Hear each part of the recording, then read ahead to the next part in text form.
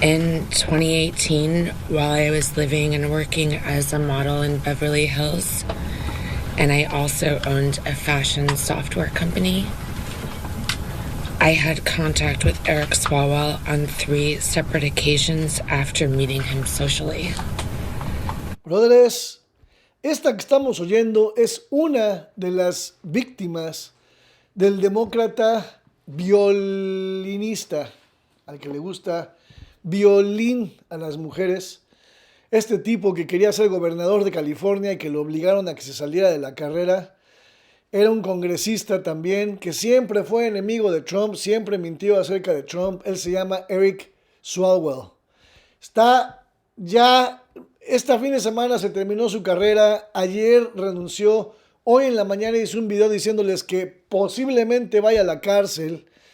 Más para allá, 90% de probabilidad que va a ir a la cárcel. Y hoy, para rematar, para continuar con el exterminio de las plagas, salió una de las víctimas a decir lo que este tipo le hizo, brothers, como la violín.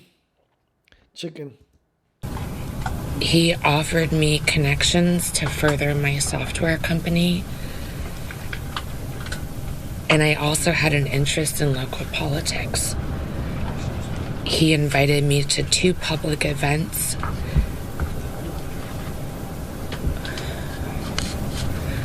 I knew he was married at the time and that his wife was pregnant.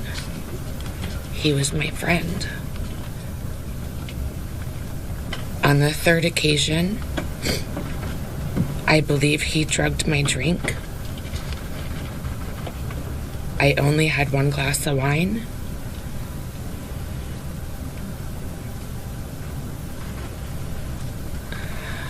We were supposed to go to a political event, and he said he needed to get paperwork from his hotel room. When I arrived at his hotel room, I was already incapacitated, and I couldn't move my arms or my body. He raped me, and he choked me. And while he was choking me, I lost consciousness. And I thought I died. I did not consent to any sexual activity.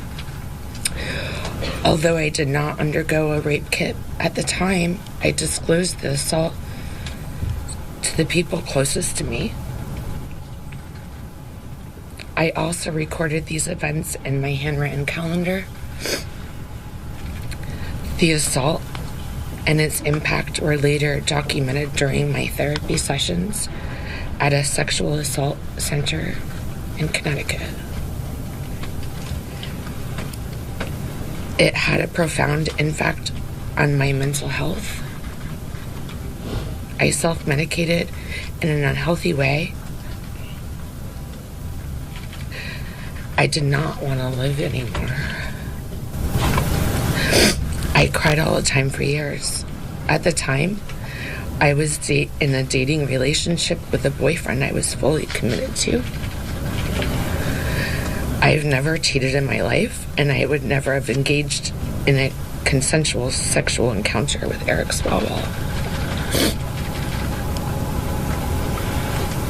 That reality further underscores the non-consensual nature of what occurred.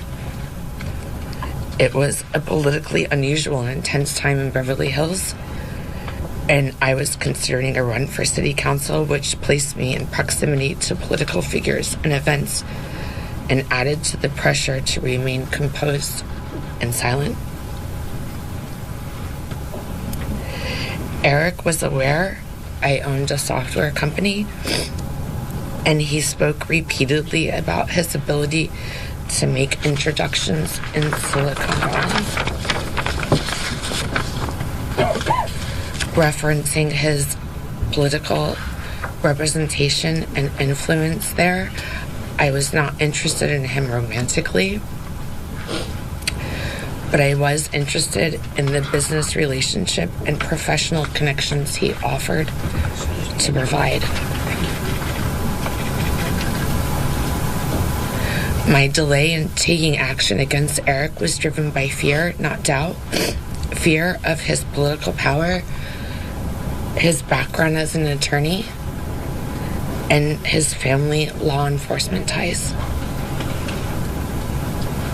I have never doubted what happened. I stand with the other women who have come forward. And I will be making a report to law enforcement shortly with my attorneys. Está cañón, brothers. Eso es lo que dijo una de las víctimas de Eric Swalwell. Que como lo vengo diciendo, brothers, y he venido repitiendo la historia, porque aunque a muchos de ustedes no les interese, es muy importante que lo sepan. ¿Por qué? Porque esta persona ha sido un mega recontra archienemigo de Trump. Es uno de los que más ha mentido en contra de Trump. Es uno de los que más le ha tirado. Puse videos de cuando se dedicó a hacer una campaña publicitaria acerca de que había 1000 pruebas de que Trump había coludido con los rusos para ganar las elecciones del 16. Había también salido a tirarle al Save Act que Trump quiere pasar justamente en estos días que los demócratas no quieren que pase. Él se dedicó a hacer videos hablando en contra del Save Act. Ya los he puesto, todo esto lo he puesto en mi programa. Vayan a ver los videos anteriores, pero lo repito para los que no lo sepan. Se den cuenta del tamaño de persona que este señor es. Viajaba con bandera inocente y todo lo que ha hecho en contra de nosotros, los ciudadanos, porque ha firmado, ha apoyado, ha votado por leyes en contra de quitarle fondos a la policía, obviamente a favor de la ciudad de Santuario. Todo este tipo de medidas que a los únicos que les ayuda es a los criminales. Desde criminales legales hasta criminales ilegales. Nada más es a los que les ayuda. Él está a favor de que se haga fraude en las elecciones. O sea, 1000 cosas. ¿Para qué les repito más? Lo más cañón es que Megyn Kelly, la que salió, ¿se acuerdan? Megyn Kelly, la que era maga y que ahora ya está criticando a Trump. Ahora salió a defender a Swalwell. ¿Lo pueden creer? Megyn Kelly salió a defender a Swalwell. Aquí les dejo un pedacito de lo que dijo. Chequen esto. I would like to know where the pictures are of that, because I guarantee you any woman who woke up after an interlude with a congressman who had already allegedly sexually assaulted them and suddenly finds bruises all over her, like in a handprint, would 100% photograph that.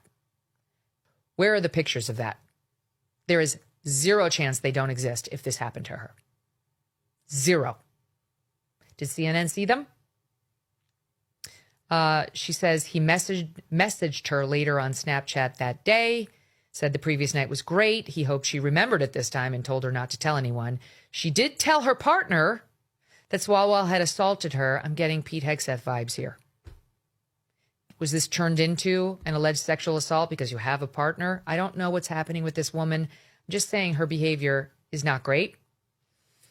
When she returned home that day, her partner confirmed that in an interview with CNN, saying she was just so distraught, quote unquote. Well, I'm sure in speaking to the partner, she was, for a multitude of reasons.